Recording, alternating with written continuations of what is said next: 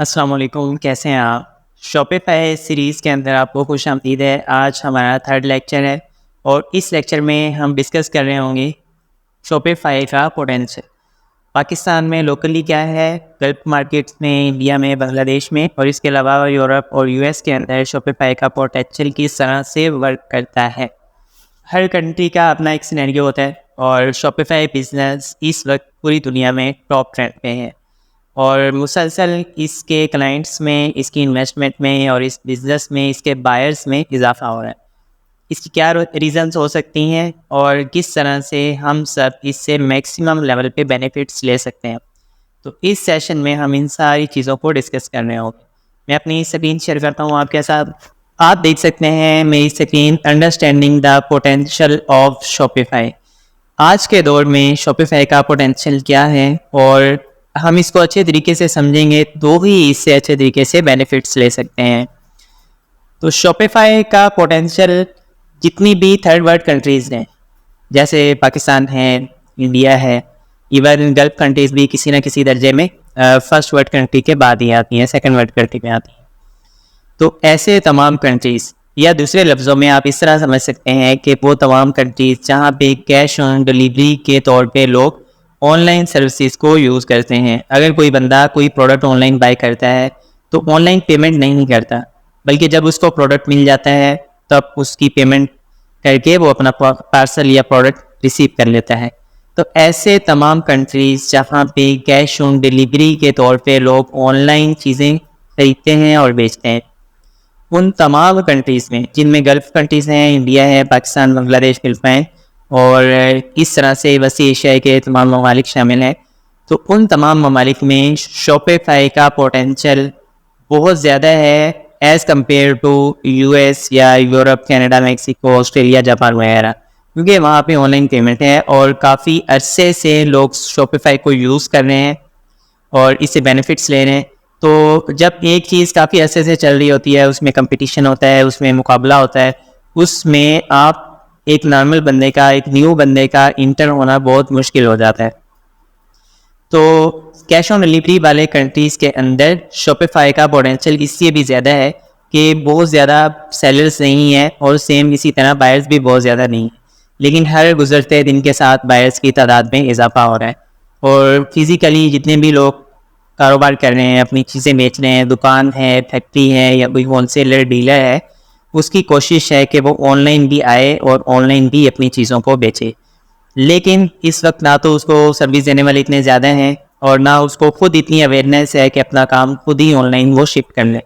इस वजह से हम, मेरे जैसे, आप जैसे बिल्कुल नए लोग जो ऑनलाइन चीज़ें बेचना कैसे है सिर्फ ये चीज़ सीख लेते हैं, तो कहीं से भी प्रोडक्ट लेके बेचना शुरू कर दें, तो ये लोग बहुत ज़्यादा बेनिफिट कमा रहे होते हैं as compare to physical shopkeepers. तो इससे पहले कि वो तमाम फिज़िकल काम करने वाले लोग भी ऑनलाइन मूव हो जाएं, तो आप और मेरे लिए एक बहुत अच्छी अपॉर्चुनिटी है, पोटेंशियल है मार्केट का कि हम इस गैप को कवर कर लें। तो आइए मैं आपको बताता हूँ कि इसके क्या पॉजिटिव पॉइंट्स हैं, क्या नेगेटिव पॉइंट्स हैं और इस पोटेंशियल को किस तरह से हम हासिल कर सकते हैं।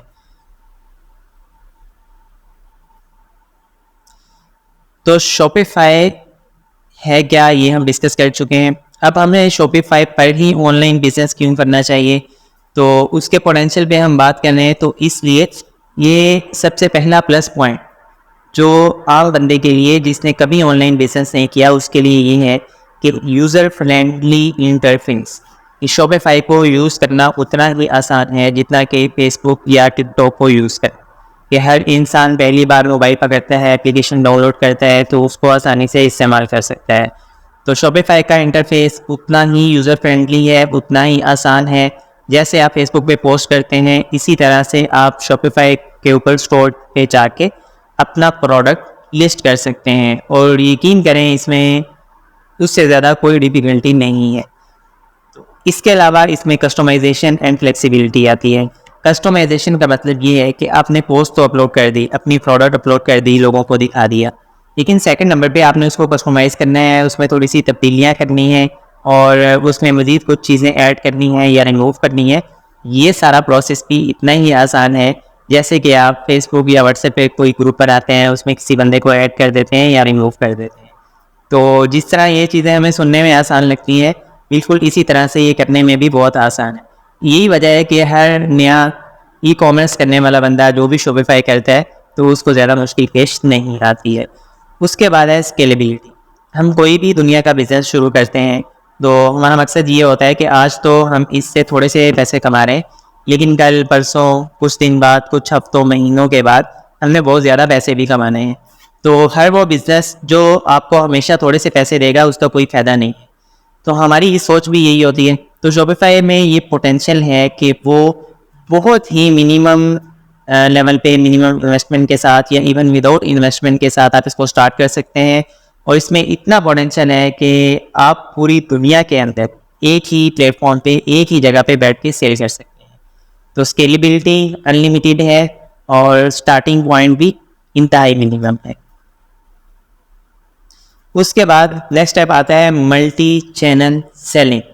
शॉपिफाई इतना बड़ा, इतना मैच्योर प्लेटफॉर्म बन चुका है कि दूसरे ई कॉमर्स के प्लेटफॉर्म जैसा कि ईबे है, अमेज़ॉन है, इसके अलावा बहुत सारे सोशल मीडिया के प्लेटफॉर्म्स होते हैं, गूगल है, यूट्यूब है, तो इन सारी चीज़ों के साथ शॉपिफाई की अपनी इंटीग्रेशन है, प्रॉपर उसके प्लगइन्स हैं, उसका पूरा एक मर्चिंग का सिस्टम बना हुआ है जहाँ पे जाके आप इन सारी चीज़ों को ऑल इन वन करके सेल कर सकते हैं। आप शॉपिफाई पे प्रोडक्ट लिस्ट करते हैं, वहीं पे आप सारी चीज़ें मैनेज कर रहे होते हैं, लेकिन इन तमाम प्लेटफॉर्म्स के साथ इसकी इंटीग्रेशन है तो वहाँ पर भी आप बहुत आसानी के साथ सेल कर सकते हैं। उसके बाद है पेमेंट प्रोसेस। हम कोई बिज़नेस करते हैं तो उसमें पेमेंट का सबसे अहम रोल होता है कि हम चीज़ें तो बेच रहे हैं लेकिन पैसे हमारे कितने महफूज हैं और कितनी जल्दी हम तक वो सारे पैसे पहुंच रहे हैं। तो ये दो चीज़ें बहुत अहम होती हैं। तो शॉपिफाई आपको खुद भी पेमेंट प्रोसेसिंग का ऑप्शन देता है।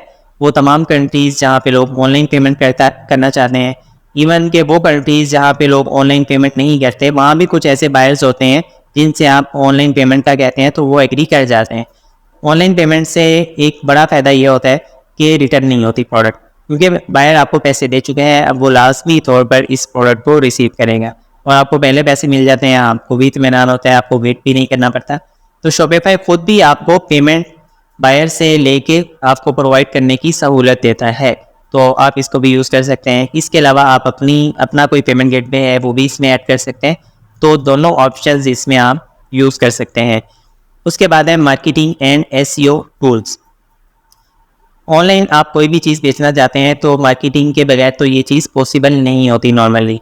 और मार्केटिंग करने के लिए आपको एसईओ, सर्च इंजन ऑप्टिमाइजेशन की ज़रूरत पड़ती है, आपको एनालिसिस की ज़रूरत पड़ती है, मार्केट पे स्टैट्स को चेक करने की ज़रूरत पेश आती है, जो आपको लीड्स आ रही हैं उनको अच्छी तरह से स्टडी करने की ज़रूरत पेश आती है। तो शॉपिफाई में खुद ये सारे प्लगइन्स, ये सारी चीज़ें ऐड होती हैं, वो आपको डाटा कलेक्ट करके एक रिफाइंड फॉर्म के अंदर पेश कर रहा होता है। आपको बता रहा होता है कि आपकी ऑडियंस में से कितने मर्द हैं, कितने ख़वातीन हैं, किस टाइम पे ज़्यादा लोगों ने बाई किया है, किस टाइम पे ज़्यादा लोगों ने विज़िट किया लेकिन बाई नहीं किया। तो ये सारी चीज़ें आपको शॉपिफाई हेल्प भी कर रहा होता है और आपकी सेल्स को बूस्ट करने में बहुत ज़्यादा हेल्पफुल हो रहा होता है। उसके बाद है एनालिटिक्स एंड रिपोर्टिंग। आपने एक महीना बिजनेस किया और सेल्स जनरेट कर ली, आपके पैसे बन गए। अब आप लाजमी बातें ये चाहेंगे कि इस एक महीने में कितने ऐसे बिजनेस पॉइंट्स थे या कौन सा ऐसा वक्त था जिसमें मैं अपनी कैंपेन रन कर रहा था लेकिन मुझे ऑर्डर्स नहीं आने थे, और कौन सा ऐसा वक्त था जिसमें मैंने अपनी कैंपेन रन की लेकिन सिर्फ मर्दों के ऑर्डर्स आए, कौन से वक्त में सिर्फ औरतों के ऑर्डर आए। अब ये सारा डाटा, सारी कैलकुलेशन आपको एक अच्छी फॉर्म के अंदर ग्राफ्स वगैरह बने हों, बिल्कुल रिफाइन तरीके से प्रोवाइड कर दी जाए तो आपका इसमें क्या फ़ायदा होगा। कोई प्रोडक्ट है वो औरतों से रिलेटेड है, औरतें उसको ज़्यादा बाई करती हैं, तो डेफिनेटली आप उसको उसी टाइम फ्रेम के अंदर, उसी दिन में, उसी वक्त में, उसी घंटे में बेचेंगे जिस टाइम ज़्यादातर औरतें आके आपकी प्रोडक्ट को बाई कर रही हो।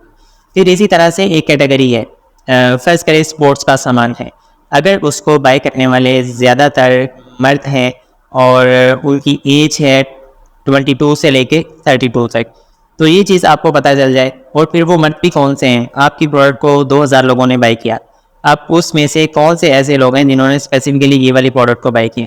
तो ये तो बहुत कीमती डाटा है। ज़ाहिर है आप कल को कोई नई स्पोर्ट्स की प्रोडक्ट लॉन्च करेंगे तो आपके लिए वो डाटा बहुत ज़्यादा ज़रूरी होगा। तो इन सारी चीज़ों को गैदर करने में, आपको अच्छे तरीके से पेश करने में शॉपिफाई का बहुत अहम किरदार होता है। इसके अलावा शॉपिफाई की कस्टमर सपोर्ट 24/7 अवेलेबल होती है।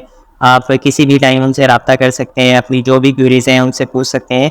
इवन के कोई आपको स्टोर बनाने में, अपलोड करने में, कस्टमाइज़ करने में कोई भी मसला आता है, आप समझ लें कि आपको कहीं भी आप जाके स्टक हो जाते हैं, तो आप वैसे ही एक दोस्त की तरह शॉपिफाई से वो सब चीज़ें पूछ सकते हैं। तो शॉपिफाई आपको बहुत अच्छे दोस्त की तरह ही गाइड करता है और फ़ौरन रिप्लाई करता है और अच्छे तरीके से बताता है कि आप इसको कैसे हल कर सकते हैं। Security and reliability. शॉपिफाई एक बहुत पुराना प्लेटफॉर्म है और काफ़ी देर से, काफ़ी सालों से पूरी दुनिया के अंदर वर्क कर रहा है। तो इसलिए इसकी सिक्योरिटी में और रिलायबिलिटी में हमें कोई शक नहीं है, क्योंकि इतनी देर से, इतने सालों से और लाखों सेलर्स यहाँ पे आके अपना बिजनेस कर रहे हैं और बेच रहे हैं, तो एक ट्रस्ट का एलिमेंट बहुत स्ट्रॉन्ग है।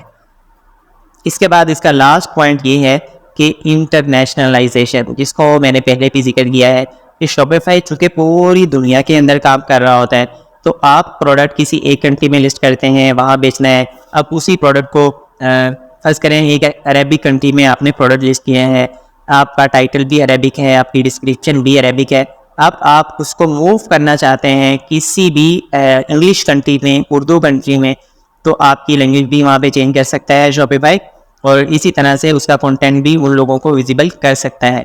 तो शॉपिफाई चूँकि पूरी दुनिया में वर्क कर रहा है, इसलिए ये आपकी प्रोडक्ट को, आपकी लिस्टिंग को पूरी दुनिया में बैक वक्त भी दिखा सकता है और आप उससे सेल्स भी ले सकते हैं, और आप पूरी दुनिया में अपनी प्रोडक्ट की सेल्स को कंट्रोल कर सकते हैं एक ही प्लेटफॉर्म से।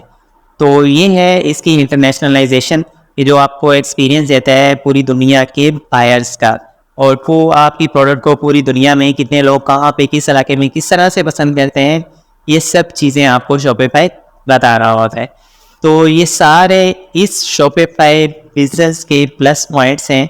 इस वजह से मैं कह सकता हूँ कि शॉपिफाई एक ऐसा बिजनेस है कि अगर किसी आदमी ने नया ई कॉमर्स स्टार्ट करना है या फर्स्ट टाइम ज़िंदगी में उसने ऑनलाइन बिजनेस करना है, तो शॉपिफाई से आसान और कम वक्त लेने वाला, कम रिस्क लेने वाला कोई और बिजनेस नहीं है, किसी प्लेटफॉर्म पर नहीं है।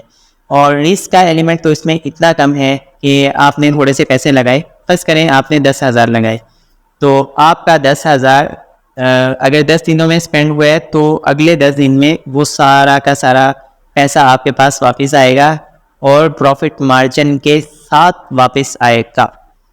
तो इससे अच्छी बात क्या हो सकती है कि आपका टाइम नहीं लग रहा, तो आपका रिस्क नहीं है, और अगर आप बिजनेस को स्टॉप करते हैं तो कभी भी आप दोबारा शुरू करते हैं, आपकी डीआरआई या इस तरह की कोई आपको प्रॉब्लम नहीं आती, और कोई भी आपके अकाउंट को, आपकी वेबसाइट को सस्पेंड नहीं कर सकता, हैक नहीं कर सकता, वो सारी चीज़ें आपकी अपनी होती हैं।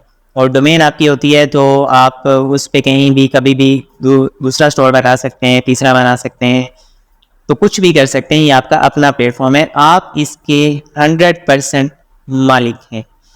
तो आए हम नेक्स्ट सेशन में इंशाल्लाह डिस्कस कर रहे होंगे शॉपिफाई के डिफरेंट मॉडल्स को। शॉपिफाई में 3 तरह का बिजनेस होता है और वो कैसे होता है इसको हम नेक्स्ट सेशन में देखेंगे।